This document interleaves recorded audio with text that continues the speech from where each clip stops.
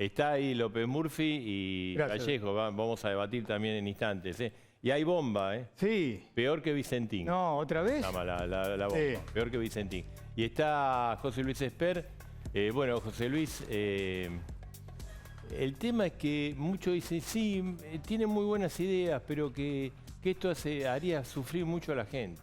Es lo que le planteaba yo con la Más de lo que reforma está sufriendo la gente hoy con esto. Como que usted No, es pero un viste duro. que dice, ¿no? Que el No, ajuste nosotros- que usted nosotros- propone un ajuste que No es un ajuste. obligaría, digamos, un tiempo largo. Más ajuste que la clase media ya es menos que la clase pobre en Argentina. En Argentina, aquel país de clase media, ya no existe más. Hoy hay más pobre que gente de clase media. Entonces, peor que eso, en nuestro espacio de ninguna manera nadie está pensando en hacer... ¿Se puede bajar los impuestos? Sí que se puede Porque bajar lo los que es impuestos. cierto que a lo largo de estos últimos años, digamos, involucra a varios gobiernos, lo único que hacen es aumentar los impuestos. Pero por supuesto que se pueden bajar los impuestos. Ahora, usted tiene que tener voluntad política para al mismo tiempo reducir el tamaño del Estado. Si no, es mentira que va a bajar los impuestos. Ahora, yo digo, en el mientras tanto, desde que el Estado pasó, no sé, de 20 puntos el producto hace medio siglo a 40, en Argentina los pobres pasaron de ser 10 a la mitad de la población, ¿no? O sea, no debería relacionar eso, ¿no? Yo diría, insisto con lo que decía antes, el trabajador, el comerciante, el industrial, el monotributista, el asalariado, no da más de pagar impuestos. Ahora, usted La baja gente los no impuestos. da más de pagar impuestos. ¿Y qué hace con los salarios? No, usted lo que tiene que, para poder bajar impuestos en serio, Sí. usted tiene que replantearse por completo el tamaño del Estado que tenés. Sí. Y decir, todo lo que sea privatizable lo podés privatizar y que el Estado se dedique a proveer de seguridad, diplomacia, justicia, fuerzas armadas, salud básica y educación básica. El resto que lo haga el sector privado. Tiene que haber menos política en Argentina. Hay mucha gente viviendo de la política en la Argentina, mucha, en exceso. Y José- Nosotros nos hemos planteado, por ejemplo, Sí. ¿por qué a un bonaerense lo exprimimos impuestos para que haya feudos inaceptables como el de Capitanich, como el de Infran en Formosa? ¿Por qué? ¿Por qué cuando un bonaerense va a comprar un litro de leche paga IVA y el grueso de ese IVA se lo lleva un impresentable como Infran en Formosa? No, pero usted para hacer eso necesita el no final- apoyo, para modificar las Sí, leyes, necesita el sí, apoyo claro. de los gobernadores. No solo eso, sino que se necesita que la gente vote estas cosas. Se necesita una cosa anterior y mucho más complicada todavía que lo acepte un gobernador, sino que la gente lo vote. Ahora, la gente tiene que entender que si acá no se cambia nada de lo que se está haciendo, nunca le va a ir bien. Jamás le va a ir bien, porque ya está demostrado que no le va bien así. Usted, José Luis, fue candidato a presidente en la última elección. Sí. ¿Se tiene fe ahora? Sí, ¿Piensa claro. Sí, nosotros, que a ver, lo va yo a voy a ser acompañar? candidato O sea, que hizo a docencia el año diputado pasado. nacional por la provincia de Buenos Aires. Sí. En provincia de Buenos Aires, sí, claro. ¿Y por qué no iba a llegar a un arreglo con el ahora el grupo Juntos? ¿No estuvo ahí? No, yo lo que propuse en la provincia de Buenos Aires fue el armado de un gran frente opositor que incluyera Juntos por el Cambio. No era una interna en Juntos por el Cambio, sino que toda la oposición se uniera y hiciera una paso. Eso no fue posible. Usted dice cosas que no se van a poder hacer, pero usted dice esto yo quiero, no se va a poder hacer nunca. Y esto que plantea en política tampoco, juntar a ¿Cómo todos. yo digo cosas Usted, que no, no, a ver si me entiende. Usted dice, yo propongo esto, pero no se va a poder hacer nunca en la Argentina, porque no van a... Pero vos lo decís eso, yo no digo que nunca se va a poder Usted decía así, yo quiero esto, pero sé que en este país es imposible hacerlo, bajar los ¿Posible? impuestos. No. Yo lo que dije es, usted no va a poder bajar los impuestos si no achica el tamaño del Estado. Sí. Ahora, yo no dije que eso era imposible. Sí. Yo lo que digo es, si eso no lo hacemos, no esperemos que alguna vez nos vaya bien. Eso es lo que digo. Bueno, ¿y usted piensa que es posible juntar a toda la oposición en un país donde la oposición está tan dividida? ¿Por qué no? ¿Por qué no? ¿Por qué no? Porque si hubo países que se pusieron de acuerdo en infinidad de cosas que era imposible en principio hacer, como en España, como en Alemania, después de la Segunda Guerra Mundial. ¿Por qué nosotros no podemos hacerlo? Lo que yo digo es, si no lo hacemos, no esperemos que nos vaya bien alguna vez. Lo que yo digo es, hay una esperanza, hay una luz al final del túnel que no es un tren que viene de frente, pero tenemos que hacer una cosa diferente, insisto. Hay que dejar de usar al mundo como un prestamista, sino como un mercado más. Hay que abrirse al comercio, no hay que tenerle miedo al comercio. Hay que tener un Estado de un tamaño razonable para cobrar impuestos razonables y tenemos que tener leyes laborales que sean amigables con la creación de empleo. Eso hay infinidad de hay muchos países, no infinidad, hay muchos países que lo han hecho. Bien. Y le va bien a la gente que vive adentro de esos países, José cuidado. Luis, Le va bien a la gente. Gracias. Por nada, Gracias buenas venir noches. acá. Tenemos acá la bomba, ¿no? En un sí. ratito lo vamos a decir. Es otro Vicentín, pero peor. Sí. Todavía está medio oculto. Todavía no estalló. Todavía no estalló y lo vamos a comentar y te lo vamos a Pero anticipar. nos metimos en el debate. Sí, estamos con Ricardo López Murphy, con Fernanda Vallejo. ¿Qué tal, Fernanda? ¿Cómo estás, Marcelo? ¿Es la primera vez que sale de casa? No sé si primera, bueno, a hacer los mandados he salido, pero que vengo a un estudio en vivo, creo que es la primera vez desde que Bien. comenzamos la Viste, pandemia. está todo cuidado acá. Y ahora tengo una dosis de vacuna ya. Sí. Bien, muy ¿Y bien. cómo ves la política de tu gobierno con relación a la vacuna? Porque viste que la gente lo que reclama es la segunda dosis. No, me parece que estamos muy bien. Estamos en el 50% de la población vacunada con al menos una dosis, que es una estrategia que han seguido muchos países del mundo, justamente privilegiando poder proteger a la mayor cantidad de ciudadanos y ciudadanas posibles. Creo que ha sido una estrategia claramente acertada. Y se está completando además la segunda dosis, ¿no? El segundo componente. Están llegando también. Mi mamá, por ejemplo, un caso cercano, obviamente es una persona mayor de más de 80 años, pero ya tiene las 2 dosis y así muchísimos casos. Y la verdad es que se está vacunando a toda velocidad. En nuestra provincia, en la provincia de Buenos Aires, la campaña de vacunación realmente es una tranquilidad muy grande. Ahora se abrió el registro ya para los chicos de 13 a 18 años. Mi hijo, por ejemplo, el más grande, Matías, que tiene 13, ya lo pude inscribir para que pronto también esté protegido, lo cual...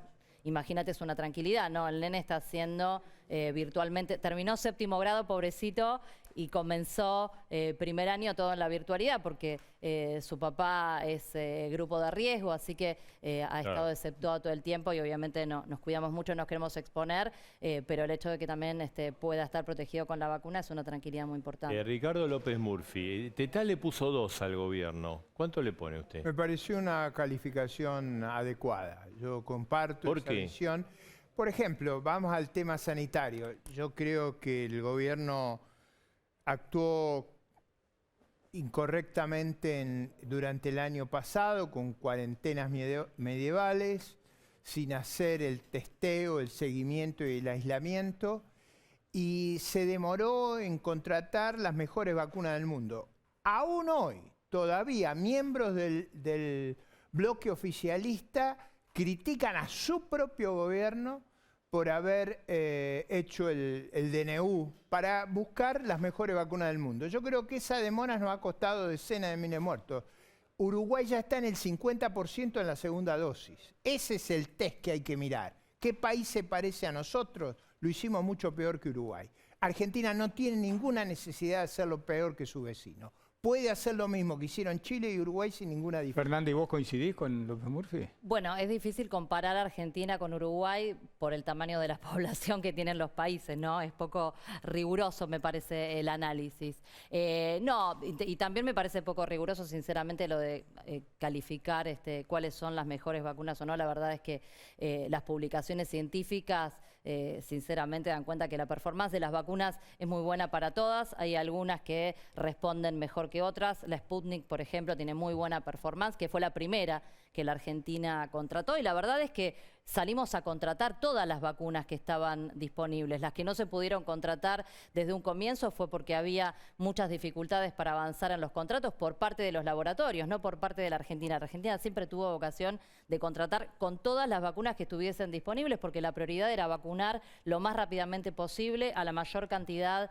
de nuestra población posible, y obviamente el objetivo es llegar al 100% de todos los argentinos y las argentinas, y para eso es muy importante también que aquellos que no se han inscrito para ser vacunados puedan hacerlo, porque de esa manera nos protegemos entre todos. Le quería preguntar, porque hoy, digamos, comenzamos, bueno, acá tenemos todos los dólares que hay, el dólar ganadero. Cada vez tenés más, Marcelo, Netflix, el importador, el blue, el solidario, el soja, el cripto, bueno, y hay muchos más.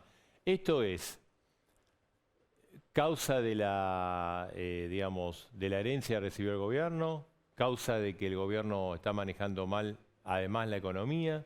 ¿Qué pasa? Te voy a hacer una confesión a los dos. Cuando vi todo eso, que abrieron el programa con el tema del dólar, ¿no? Me vino un déjà vu, me acordé de haber sido fines del 2014 o principios del 2015 en este mismo estudio con Federico Sturzenegger, no sé si ustedes se acuerdan, con una escenografía muy parecida. Creo que había una lamentablemente llama roja, vuelve ¿no? Y era el tema del blues, como que es una cosa circular. Y sí. No, a mí, digo, me lo tomo que con un poco de simpatía, más allá de que en aquella oportunidad me acuerdo que les hablé, ¿no?, de la responsabilidad que tenemos quienes somos de alguna manera formadores de opinión, o porque tenemos responsabilidades institucionales, o en el caso de los comunicadores, obviamente, porque también tienen una responsabilidad en comunicar, y a veces tengo muchas dudas, digamos, si este bombardeo realmente contribuye con lo que necesita la Argentina, pero ¿no? Porque parte de la realidad, esto genera expectativas. No, en lo objetivo, digamos, en las condiciones objetivas que tiene la economía hoy, no hay ningún motivo para estar pensando en que pueda haber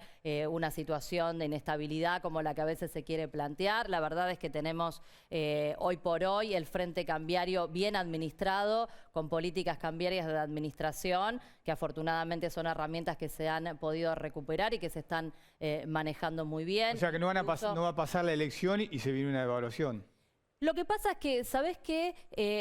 Cada vez que gobierna el peronismo, llegamos a una elección o llegamos a algún momento de cierta trascendencia, por la razón que fuere, y aparecen estos pronósticos agoreros, ¿no?, donde parece que siempre son pronósticos de catástrofe, y la realidad es que no se cae ningún mundo, o en todo caso, como pasaba en aquel momento, ¿no?, 2014-2015, el mundo se cayó encima de la Argentina después de que nosotros nos fuimos del gobierno, porque la catástrofe cambiaria que se pronosticaba en el 2014-2015 ocurrió entre el 2016 y el 2019, cuando vino Macri y aplicó todas estas recetas de las que hablaba Esper, que probablemente Ricardo las comparta, o las que proponía Martín Tetaz, ¿no?, porque hablan de las cosas que funcionan en el mundo, y la verdad es que por lo menos no funcionan en la Argentina, y de hecho lo que hoy estamos viendo, con un montón de dificultades, por supuesto, esto es innegable, hay un montón de desafíos pendientes que nosotros tenemos por resolver: la inflación, la mejora de los salarios, la generación de empleo, retomar un sendero de crecimiento vigoroso y sostenible, pero de ninguna manera lo vamos a hacer volviendo a las recetas que nos condujeron a 3 de 4 años de recesión, que nos hicieron cerrar el 2019 con la inflación más alta en las últimas 3 décadas, que multiplicaron la desocupación, la pobreza, la desigualdad, y que además nos dejaron endeudados hasta la coronilla y con el FMI otra vez adentro de la Argentina. Sí, primero un tema anterior que no quiero dejar pasar. El mismo gobierno ha corregido las leyes que impidieron obtener las vacunas Pfizer, Moderna y Johnson. Así que acá hay una evidencia práctica. Tuvieron que corregir las leyes porque fue esas leyes que aprobaron las que impidieron traer las vacunas. Segundo punto, ningún país del mundo tiene este festival de dólares. Este festival de dólares produce un saqueo de los sectores productivos. Y ese saqueo de los sectores productivos es una política que no se sigue en ningún otro país.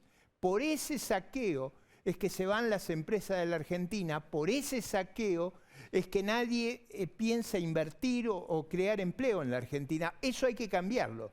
Con esta presión impositiva, con este nivel de gasto, con estos cepos, con estas prohibiciones, bloqueando las exportaciones de carne, impidiendo la utilización de nuestros recursos, nos va muy mal. Nos está yendo muy mal. Tenemos una inflación de 50% en precios minoristas y de 65% en precios mayoristas ahora. Este gobierno ha colocado la deuda pública más grande que se ha colocado en la historia. Ya desde diciembre del 19 han colocado 30.000 millones de dólares. Para que no haya duda y no tengamos más discusión sobre esto, 23.000 millones en el Liquipaz en el Banco Central, ese que iban a bajar para darle a los jubilados. 5.000 en el Tesoro y 2.000 millones de pérdida de reserva. Me parece muy claro el problema que tenemos. A ver, pueden dialogar entre ustedes. Me resulta curioso escucharlo a Ricardo mucho más ahora que abreva la fuerza política de Mauricio Macri a hablar de dólar y además hablar de dólar en relación con el saqueo, ¿no? Porque más saqueo en materia cambiaria que la que se produjo durante esos 4 años no hay. Digo, fue objetivamente y con datos duros el periodo de mayor fuga de capitales de la historia de la Argentina. A ver, se fueron por año, cada uno de los 4 años de gobierno de Mauricio Macri, más de 20.000 millones de dólares de la Argentina, justamente porque habían eliminado esas políticas de administración cambiaria que tanto se critican. Imaginemos por un instante, ¿no?, con las dificultades que hoy tiene la Argentina, con la situación de profunda vulnerabilidad con la que llegamos los argentinos y las argentinas a la pandemia, porque las dificultades las tiene todo el mundo, pero no todos los países llegaron a la pandemia como nosotros. Ustedes se acordarán, en diciembre del 19, cuando no había coronavirus todavía en el país, estábamos en el Congreso de la Nación votando una múltiple emergencia porque la Argentina estaba estallada, así la había dejado Mauricio Macri. Imaginemos si hubiésemos ingresado los argentinos y las argentinas a la pandemia con esos 90.000 millones de dólares que se fugaron alegremente de la Argentina durante el gobierno de Macri. Qué diferente hubiera sido todo, ¿no? Obviamente es un contrafactual, pero cuánta más capacidad de respuesta el Estado y la sociedad hubiéramos podido tener para enfrentar esta situación inédita, extraordinaria y tan profundamente dolorosa que hoy nos está tocando vivir. López Murphy, su respuesta. Sí, muy fácil. La deuda creció 1.300 millones por mes en este gobierno. 1.300 millones de dólares por mes. 30.000 millones. Eso no ha sido desmentido. Segundo, lo que se ha dicho es que vamos a tener cepos, controles, tipos de cambio extravagantes de acá en adelante. Yo digo, ¿quién va a venir a invertir acá si tiene que, no sé, 183 el dólar marginal y el dólar oficial 95 y van a pagar retenciones de 33%? Nadie va a trabajar en esas condiciones. ¿Qué otro país hace esos experimentos? Yo digo, un solo caso que haya ese tipo de administración. ¿Por qué salen los recursos de la economía argentina? Porque le tienen pánico a que los confisquen, a que le pongan impuestos extravagantes, como se han puesto acá. Nosotros tenemos impuestos extravagantes que no existen en ningún lugar del mundo. Entonces, con impuestos extravagantes, poniéndole obstáculos enormes a crear trabajo en el sector privado, inversión en el sector privado, la Argentina no tiene solución. La Argentina tiene solución si le vuelve a poner énfasis a la inversión privada, al empleo privado, a las exportaciones, y no va a poder hacerlo si sigue prohibiendo exportaciones, si no puede movilizar sus recursos. Nosotros tenemos las más grandes reservas de gas, 400 veces nuestro consumo, y no las podemos utilizar. Teniendo esa cantidad de gas, importamos gas por barco, importamos gas de Bolivia. Nos cuesta 1/5 sacar el gas de nuestro subsuelo, y en lugar de hacer eso y generar trabajo nacional, traemos el gas en barco y de Bolivia. Eso es un disparate. Ahora, para sacarlo el gas, necesitamos inversión. La inversión no va a venir con ese sistema de dólares que no tiene ningún país del mundo. Yo digo, díganme, bueno, Venezuela, Cuba acaba de devaluar, digo este año para enterarnos cómo son las cosas, 2.000 y pico %, porque tenía este sistema dual. Este sistema dual, los cubanos lo han abandonado, porque es un sistema loco, no lleva a ningún lugar en ningún caso del mundo. Fernanda, quería responder y te quería hacer una pregunta. Como dicen por ahí, dato mata relato, ¿no? Los primeros meses del año tuvimos la mejor performance en materia comercial de comercio exterior desde el 2014. Por cierto, el pico exportador lo habíamos tenido en el 2012 con el gobierno de Cristina, por cierto, con retenciones más elevadas en aquel momento, obviamente, que las de Mauricio Macri, que prácticamente las había eliminado o reducido mucho en algunos casos, pero también más elevadas que las que tenemos hoy por hoy con esa ley que aprobamos en diciembre del 19. Con lo cual, no hay mucha correlación entre lo que dice Ricardo. Lo mismo ocurre con la inversión. Tuvimos una tasa de inversión durante los gobiernos de Néstor y de Cristina Kirchner en promedio del 21,1% y con Macri ese promedio cayó al 19%. Bueno, la verdad es que le sacaron los impuestos a los ricos, esta es la conclusión, sacaron las retenciones, que me parece lo que está proponiendo López Murphy, y la inversión, que es lo que dice que tiene que crecer, cayó. y lo que creció fue la fuga, y las exportaciones durante ese periodo se mantuvieron estancadas. De hecho, estamos mejorando ahora las condiciones del comercio exterior, incluso a pesar de la pandemia, ¿no? Con todas las dificultades Ahora, que eso significa. Sí, porque esto no lo sí, deja pasar. sí. Los precios internacionales parece que acá no figuran. La soja pasó de $300 a $550, nadie se enteró de eso. Las exportaciones no han crecido en cantidad. La Argentina no crece las exportaciones. A pesar de haber gozado de las mejores circunstancias de la historia argentina, nosotros no hemos crecido y estamos viviendo en este momento una situación extremadamente dificultosa para nuestro futuro. El único crecimiento que hubo allá en el 2011 y ahora es porque los precios internacionales fueron fantásticos. No fue la exportación industrial, no es la que crece.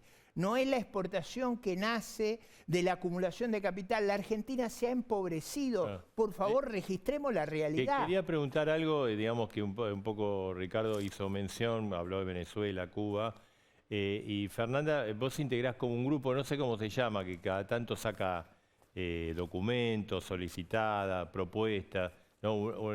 En un momento cuestionaron el pago al fondo, al Club de París, después propusieron la estatización de la hidrovía y hubo alguno en el medio, creo, también de política internacional, ¿no? El 9 de julio. Claro, pero digamos, ¿qué es lo que quieren? Y esto genera del otro lado como una acusación de decir, bueno, quieren un país estatista, quieren Venezuela, ¿cómo se llama? Hay un término Argenzuela. Argenzuela. A ver, Marcelo, nosotros no somos ni Venezuela, ni Cuba, ni Nicaragua, ni ninguno de esos países hermanos a los que tanto se estigmatiza. Somos un país muy diferente de cualquiera de esas economías por nuestra estructura social, por nuestra estructura económica, por nuestra idiosincrasia, por nuestra cultura, por un sinfín de razones que es imposible compararnos con esos países. Y además me parece muy desagradable estar comparándonos peyorativamente y hablando peyorativamente de otros países que tienen sus problemas y los tienen que resolver como nosotros tenemos que resolver los nuestros. Pero quieren más Ahora, estatismo, más participación estatal, sí. Ahora, sí, más participación estatal donde corresponde, por supuesto. Bueno, de hecho, vos te referías a la cuestión del Paraná. Nosotros hemos defendido fuertemente la soberanía del Paraná y la decisión que ha tomado nuestro gobierno de modificar un diseño, un modelo de gestión que fue impuesto precisamente durante la década del 90 en plena era de las privatizaciones, en plena vigencia del consenso de Washington, cuando la Argentina era el mejor alumno, ustedes se acordarán, del consenso de Washington bajo la presidencia de Menem y donde se entregó absolutamente el patrimonio de todos los argentinos y de todas las argentinas. Pero siguiendo la línea de Marcelo, lo que a veces esos pronunciamientos hacen un poco de ruido como diciendo, ¿pero lo están cuestionando el gobierno de Alberto Fernández? No, en absoluto. Fíjate que lo que nosotros planteamos, por ejemplo, en relación con el tema del fondo, con la hidrovía más o menos, y la ¿no? posibilidad de que mencionamos en ese documento de que AGP Sociedad del Estado pudiese colaborar en la gestión del canal troncal, fue lo que efectivamente terminó ocurriendo, fue la decisión que adoptó, o sea, fue claramente una manifestación de apoyo y de fortalecimiento a una decisión que claramente había que tomar en beneficio del conjunto de los argentinos y de las argentinas. No. Y lo que planteamos con relación a la cuestión de la deuda fue lo mismo que venimos diciendo, pero incluso desde antes de que el Frente de Todos accediese al gobierno. Se lo ha dicho el propio presidente cuando no era presidente en la cara en aquellas primeras reuniones que tuvo con los enviados del Fondo Monetario cuando venían a la Argentina a ver qué opinaba el candidato a presidente del Frente de Todos sobre la cuestión de la deuda. Digo, y esta es una verdad que conocemos todos los argentinos, que Mauricio Macri ha contraído una deuda impagable con el Fondo Monetario donde se violaron todas las normas que rigen la contratación de deuda pública en la Argentina. De hecho, está cuestionado judicialmente, ¿no? El accionar de esos funcionarios que no pudieron verificar un solo acto administrativo válido para la contratación de esa deuda, sin el aval del Congreso de la Nación, por supuesto sin el aval de la sociedad argentina, que rechazaba en un 80% en aquel momento al Fondo Monetario, y por sobre todas las cosas, insostenible, insustentable y con muchísimas irregularidades también del lado del Fondo Monetario. Una deuda que solo considerando lo que efectivamente se desembolsó, significó más del doble de lo que a la Argentina le hubiera debido corresponder por su cuota de participación en el organismo, que se aprobó de manera inédita en un mes. En un mes, el crédito más grande de la historia del Fondo Monetario y de nuestro país, sin ningún estudio que avalara la sustentabilidad de una decisión que se estaba tomando, que implicaba que la cartera del Fondo Monetario estuviese comprometida casi en un 50% con la Argentina. A ver, Ricardo. La hidrovía permitió, la concesión de la hidrovía, duplicar el número de contenedores que salían de los puertos argentinos, llevar la profundidad de 22 pies a 34 pies, permitió duplicar las exportaciones de grano, está en el corazón, ese es como el cordón umbilical de la Argentina, un Estado quebrado, que no puede enfrentar sus deudas, que no puede resolver sus problemas de financiamiento, que tiene esta cantidad de tipos de cambio disparatados, que tiene un riesgo país de 1.600 puntos. ¿De dónde va a sacar los recursos para invertir? Para invertir en el gas, en la hidrovía, en los ferrocarriles de carga. Es una quimera eso. O sea, un Estado que está quebrado, que no puede resolver los problemas de negociación internacional, que está mendigando todos los días que le den un plazo más. Y además que los propios miembros de su gobierno cuestionan la estrategia del presidente y del ministro de Economía.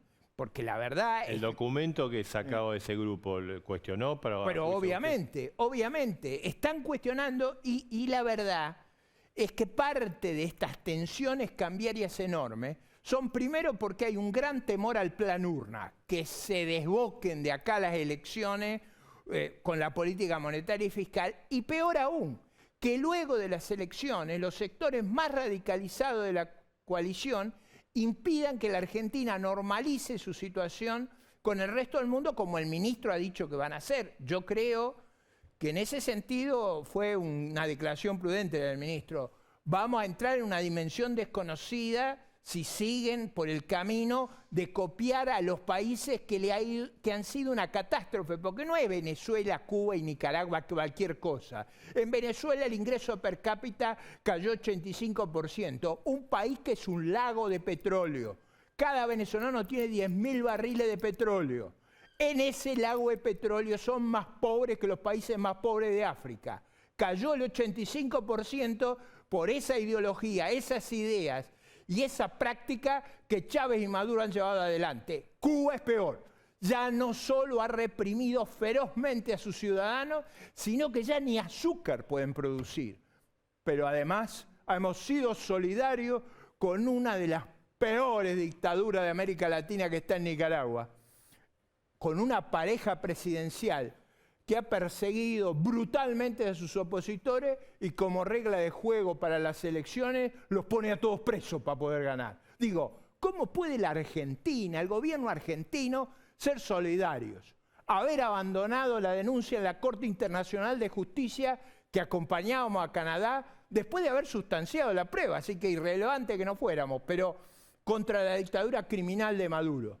¿Cómo podemos solidarizarnos con el régimen terrible de Ortega y Murillo? ¿Y cómo podemos decir que no sabemos lo que pasa en Cuba? Está claro lo que pasa. ¿Cómo? La gente en las calles pide libertad y pide librarse de un régimen que los ha llevado a la miseria y a la frustración. Eso es lo que queremos evitar en Argentina. La respuesta de Fernanda. No, a ver, la verdad es que no voy a... Digo, me parece que este nivel de debate da para los memes en las redes sociales, sinceramente, ¿no? Y es enlatado que da lo mismo lo que dice Vox en España, que la derecha de Juntos por el Cambio en la Argentina. Bueno, digamos, la verdad la Argentina tiene una tradición diplomática de no injerencia en los asuntos internos de otros países y de respeto irrestricto por el derecho de libre determinación de los pueblos, y en eso somos muy determinantes y me alegra muchísimo que así sea.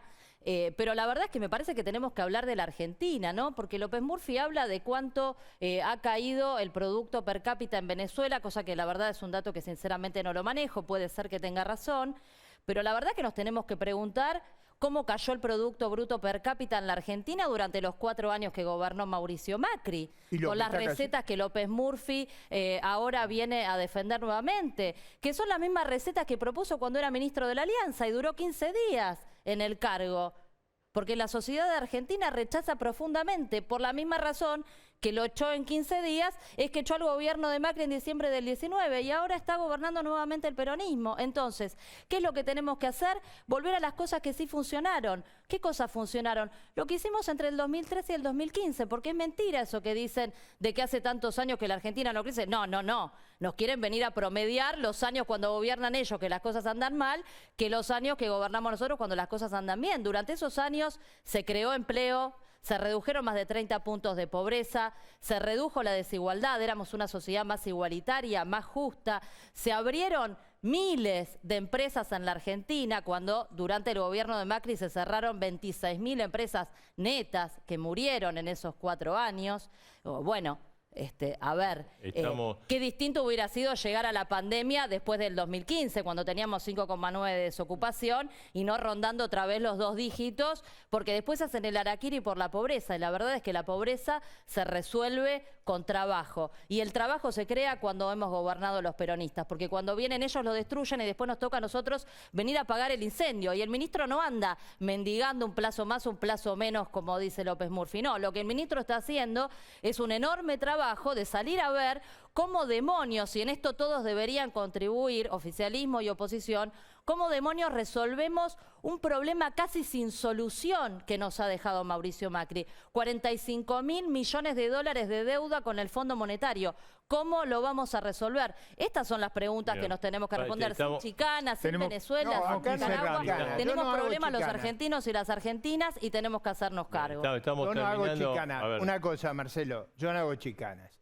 Cuando existieron los problemas en Colombia y en Chile, el presidente se refirió al gobierno de Duque y al gobierno de Piñera. ¿Ahí no corría la no injerencia?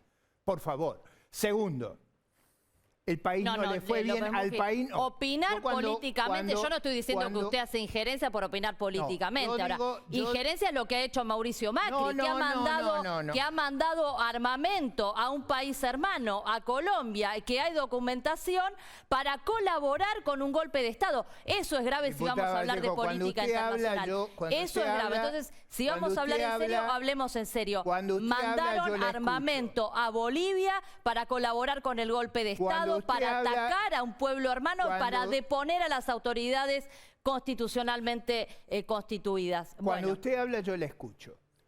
En segundo lugar, cuando el país no enfrenta los problemas cuando debe, ya sabemos las consecuencias que paga. Las sufrimos en el pasado. Y la verdad, el país hace muchos años que no crece. Ha tenido ciclos en circunstancias muy favorables que después vivimos un estancamiento. No estamos estancados desde hace 3, 4 años. Estamos estancados desde hace 15 años. Eso es falso. Ahora vamos a otro punto. Bueno, vamos a otro punto. No, bueno, pero está bien, porque si usted niega las estadísticas, no las niego. Inventa mire, pero no les invento, una especie de ciencia ficción estadística que se acomoda con su relato y no se puede discutir. Pero yo le acepto que usted tenga sus ideas y se las respeto, pero lo que no podemos es negar la realidad o directamente mentir, porque no hay ámbito de debate sobre eso. Los números son claros. Hace 15 años que nos crecemos. No Esa es cierto, es la verdad. pero está mintiendo. No, pero es la verdad. Vamos a dejarlo terminar la idea. Per cápita. No, pero quiero una precisión más que me parece importante. Me parece importante. El gobierno de Cristina Fernández de Kirchner endeudó al país mucho más que la administración anterior y la está endeudando este gobierno a un ritmo que no lo ocurrió en el pasado. Por supuesto que eso requiere ir a los datos y yo puedo ir a los datos con toda tranquilidad. Yo los invito a los argentinos a que revisen las estadísticas. ¿A qué nivel está el ingreso per cápita hoy respecto al pasado? Les invito a que vean si desde el 2011 al 2015 crecimos. Les invito a que vean cuál ha sido la situación del país con este riesgo país, con estas estrategias invítelos a revisar también del 2015 al 2019. Les agradecemos. Por supuesto, yo no me hago cargo de un gobierno en el que no participé. Yo acabo de entrar a la coalición y acabo de entrar con una regla muy clara. no vamos a hacernos cargo de lo que nosotros no participamos. Bueno, pero se está haciendo cargo en el mismo momento que llama a votar a la fuerza política que gobernó en esos años. Vamos a votar a un frente más Ricardo, amplio, vamos a votar a un frente más amplio está llamando que a votar al intenta partido poner freno político de Macri a las y de Vidal, políticas que fueron los externas que y externas hicieron este internas desastre. que han llevado al país a esta situación. Gracias a los dos. Una cosita solamente para cerrar, para aclarar, porque no lo aclaré, digo, la cuestión de las estadísticas en relación con la deuda, ¿no? Me parece que está mezclando una política del ministro de Economía de sanear lo que es la curva de deuda en pesos, de restaurar eso que se había roto justamente porque Macri nos dejó en default. Recordemos, se fueron dejándonos la deuda en default.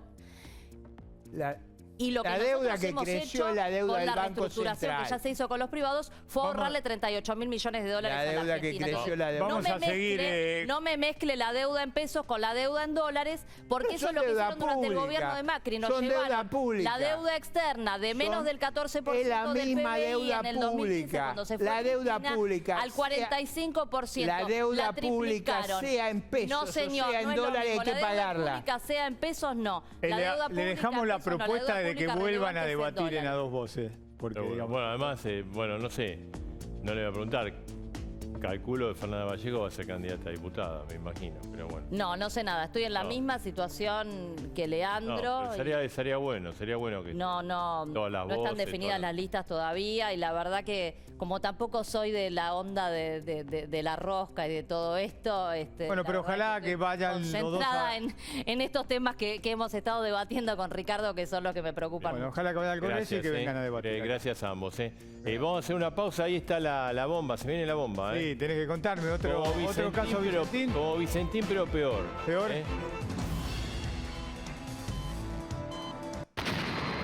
Acá está Ahora, la bomba. Ahí tenés la mecha, podés encenderla, Marcelo. Sí, no, esta está siempre encendida, Sí. por lo menos aquí a dos voces. La bomba, como Vicentín, pero peor. ¿De qué se trata esto?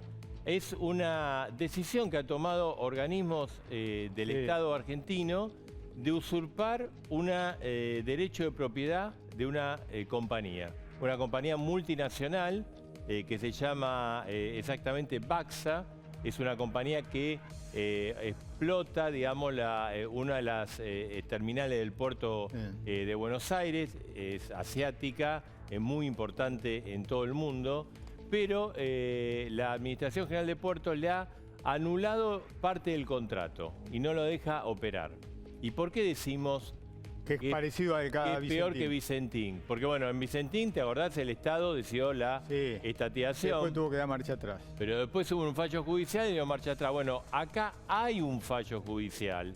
Hay un fallo judicial y el gobierno no lo ejecuta, no lo lleva adelante. ¿Quiénes son los responsables de llevarlo adelante? Sí. Bueno, la Administración General de Puertos, cuyo titular es José Beni, muy vinculado al Instituto Patria, una persona, digamos, de riñón del Instituto Patria, y la Administración General de la Aduana, ¿no?, que es Silvia Traverso. Le han tomado y por lo tanto esta compañía autorizada es una compañía que tiene 24 años en la Argentina, no es que vino y es una multinacional que opera mucho por todo el mundo, no puede operar. Esto, además del negocio que está parado, impacta sobre cerca de 1000 personas que no pueden trabajar. Y además decimos que acá el problema es que hay un fallo, una suerte de amparo judicial y se hacen, ¿llegó el papel? No, por la duda sí. Si no le llegó el papel, se lo vamos a mostrar, que es el juzgado en contencioso administrativo del juez Enrique Alonso Reguera, que intimó a la Administración General de Puertos y a la aduana a reabrir, digamos, de poder que puedan operar.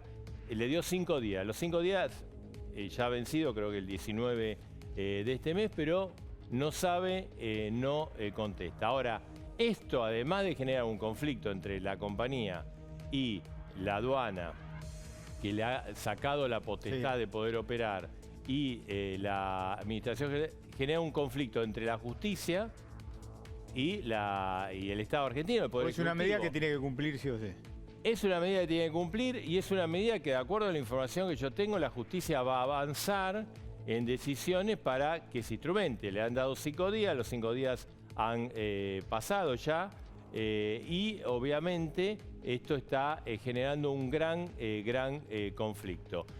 Estaría interviniendo el ministro de Transporte, porque claro, esto es del área de transporte, y estaría generando también una gran interna y pase de factura dentro del gobierno. Ahora, ¿qué pasa? A nivel político, esto está generando reacciones en la Unión Industrial Argentina, en la Asociación Empresaria Argentina, en la Cámara Argentina de Comercio, que tiene que ver con la exportación, en la Cámara Argentina de Exportación, que tiene que ver con el puerto, diciendo que no se puede hacer una usurpación de propiedad. Es un derecho de propiedad que tiene la compañía porque tiene una licitación. Bueno, gran lío.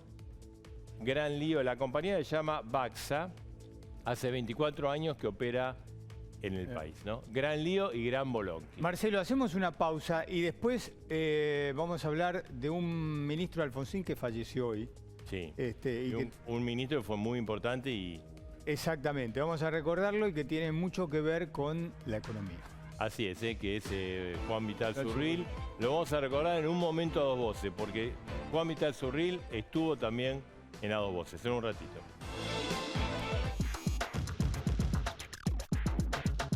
Bueno, recordamos y mandamos nuestras condolencias a toda la familia de Juan Vital Zurril, que fue un ministro de Economía muy importante en el país, en el gobierno de Raúl Alfonsín. Sí, ¿no? A ver, los que éramos jóvenes periodistas, pero todos recordamos lo que fue en ese momento, el Plan Austral, la economía de guerra.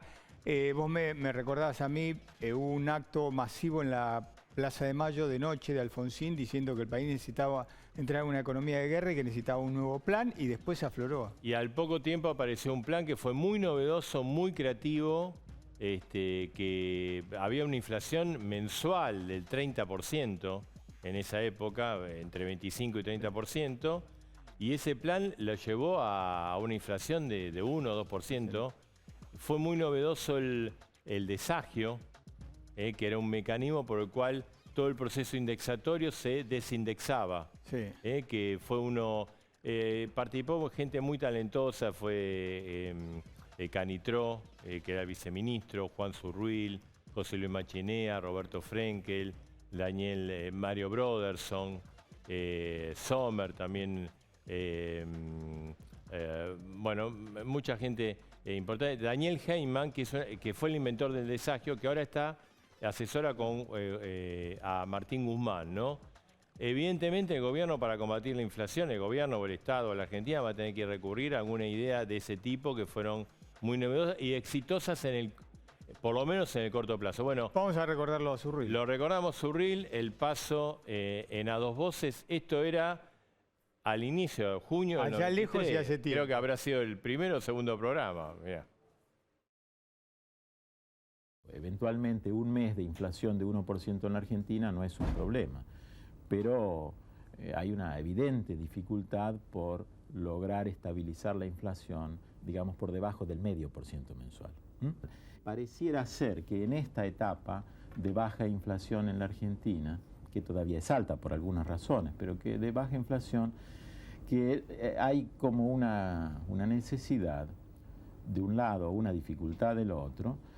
Mantener la inflación baja requiere hoy en la Argentina dos condiciones que son dignas de atención. ¿Cuáles son? De un lado, un nivel de desempleo que no cae y que más bien tiende a subir. Y del otro lado, un nivel de relación comercial con el mundo que es deficitario y que más bien tiende a subir. Bueno, fue un logro porque Zurril era una persona, para los que no conocen, no le gustaba mucho ir a los medios, dar reportajes, era muy cerrado. Creo que después de que además él dejó de ser ministro, debe haber sido uno de los pocos entrevistas que dio, y la dio aquí en A Dos Voces, así que lo recordamos, una persona que, viste que muchos economistas vinieron, candidatos, hablamos y todos lo recuerdan bien porque era una persona de bien, ¿no? Bueno, nos despedimos el sábado a las 10, estamos aquí con el cierre de listas, programa especial.